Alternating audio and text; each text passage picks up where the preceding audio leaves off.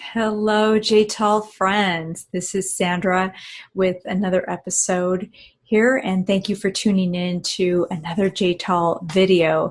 I just want to say thank you to all my subscribers and also for sharing with friends and family because I have been getting more subscribers. So I'm really excited to see this channel grow slowly but surely. And if you are not subscribed to this YouTube channel, please do by clicking the red button and supporting Living Authentically.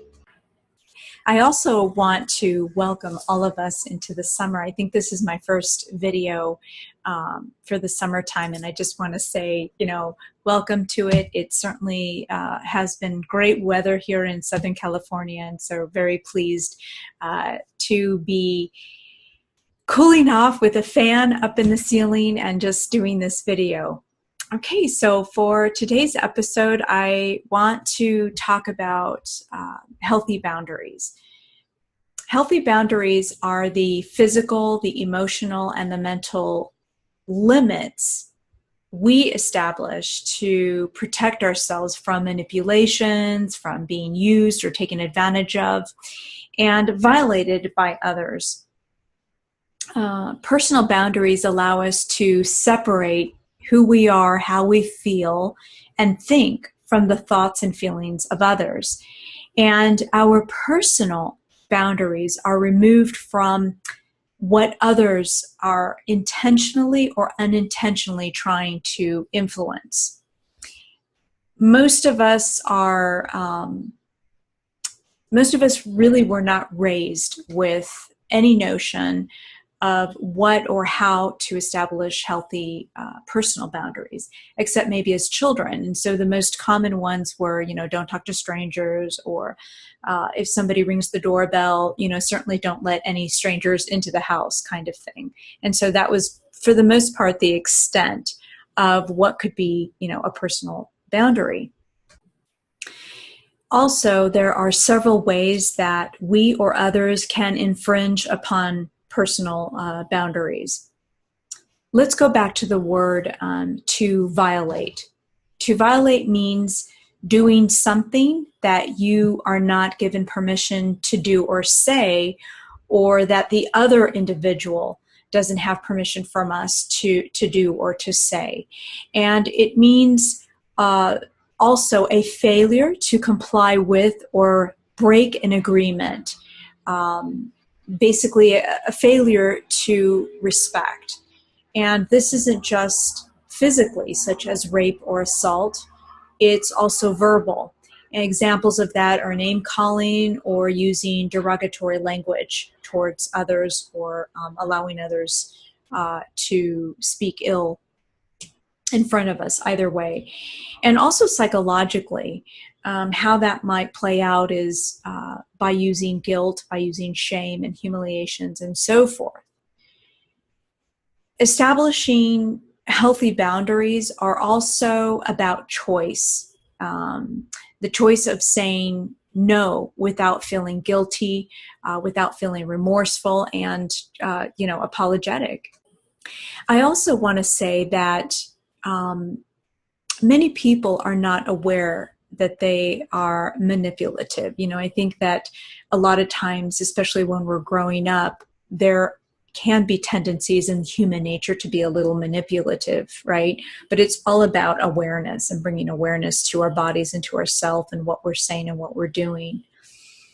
So a lot of times when people are manipulative, it's because they too are trying to protect something within themselves, even though it doesn't appear that way to us. So I've decided that I want to go ahead and give a couple of reasons why it's important to establish healthy boundaries, and why they're necessary to establish. So number one is, if you recall, I recorded a video entitled "What Are Projections?" And if you haven't watched, please do, because then it'll kind of tie into what I'm talking about as well today. Because understanding what projections are and how they are used, as well as learning to establish healthy boundaries are necessary aspects on our journey in personal development and to live authentically. They help us understand and respect ourselves and others and the limitations to what is appropriate and what is not appropriate. So it brings me to number 2. Healthy boundaries are a huge component to self-care. And self-care is an activity that we deliberately do in order to care for our emotional, psychological, and physical health. So it kind of sounds familiar to establishing healthy boundaries because I feel that they're both two sides of a coin.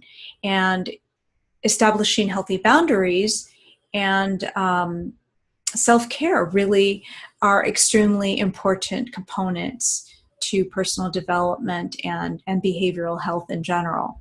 So if we take care of ourselves, we are less moody and we reduce anxieties and worries.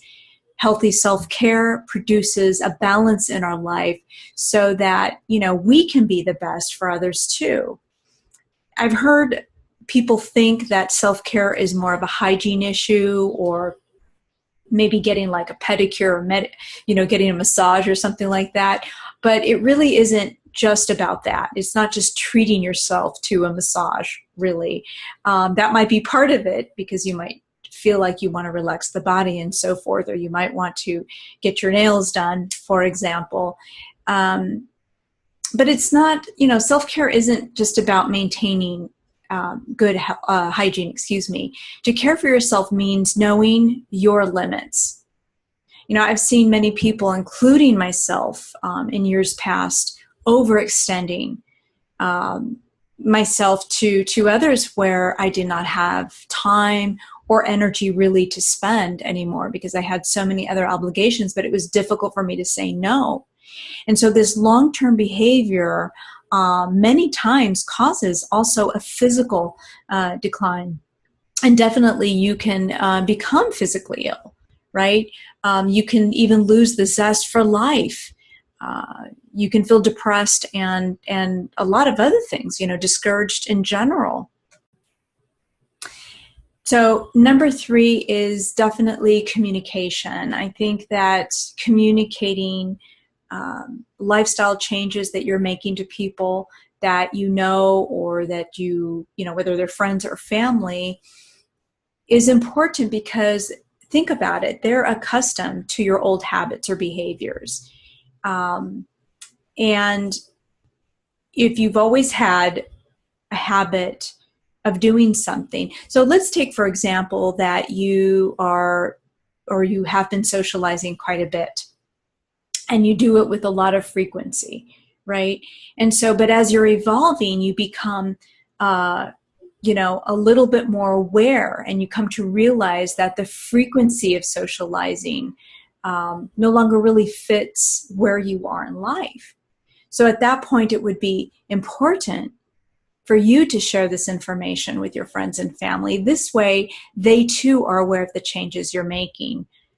People around us can kind of freak out, and they do, when we're not communicating to them really what's going on inside, and people really can't read our minds, right? So it's extremely important that we communicate this, and it doesn't matter what lifestyle change we're making or what kind of boundaries we're setting for ourselves and for other people. So it is important to communicate that, and we don't need to communicate that in a way where there's anger, there's resentment, or anything like that. Really, we really want to make sure that it's coming from a place of your core where you feel grounded and centered and authentic.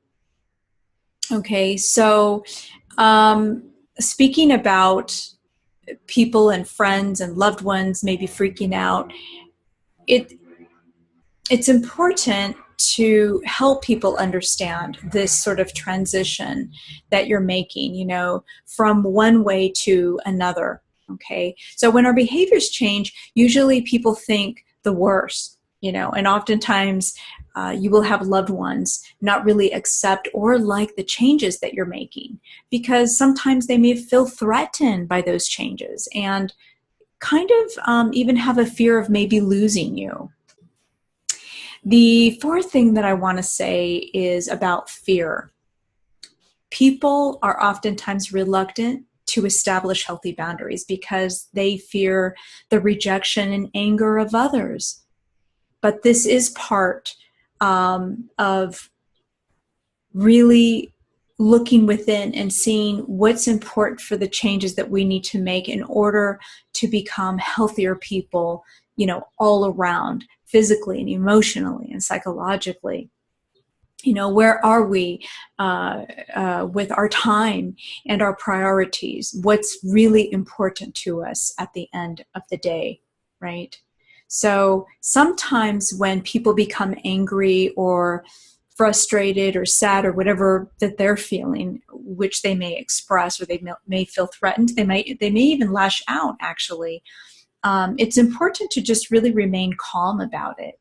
And again, try to explain to them, what you're going through in the transition or the healthy boundaries that you want to go ahead and establish, because it's kind of a consequence. There's always going to be somebody who's not going to understand, right? And, sometimes it does occur where friends especially, not so much loved ones, but friends kind of fall off the radar. In my experience working with clients, that is the number one fear, establishing maybe with their spouse or with their children, saying no to certain things. And they have that fear of being rejected. And initially they can experience this, but over time with some compassion and being still and not reacting to their reactions, usually people do come around and they do understand it. And many times, believe it or not, they too make the changes necessary as well. They start looking at, okay, I might need to establish some healthy boundaries for myself as well. Okay. So the fifth point I want to make is that establishing boundaries is a choice. Okay. So when we understand what our individual needs are, to survive and to thrive in the world, we see many more choices that we can make. We begin to see that saying no really isn't, the end of the world, and we begin to really change our attitude. I think we become more positive as individuals, and also it's a good way to sort of weave out people that might not be aligned with our vision in life, or how we want to live our authenticity. Choice is a freedom from negative emotions and overall anxiety, and I think that this is why it's extremely important to learn how to establish these healthy boundaries in general.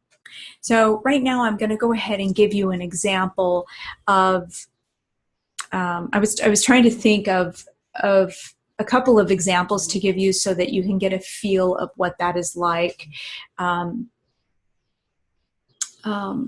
One of them is that, with few exceptions, I do not receive clients after a certain hour in the evening, and it's usually after 7 p.m.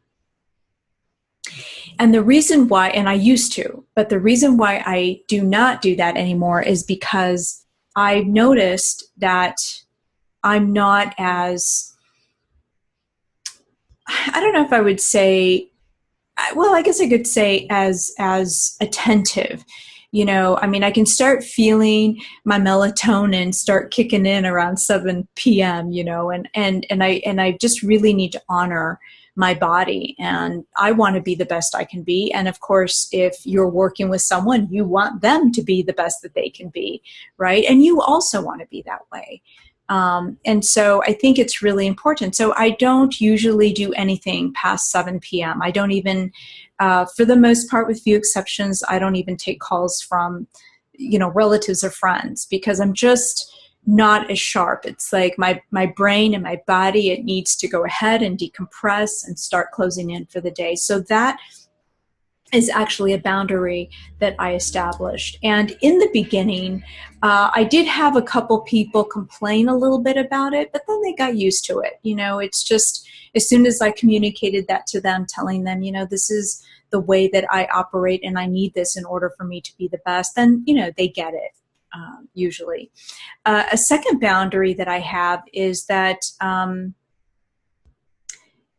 I have few but very close people in my personal circle.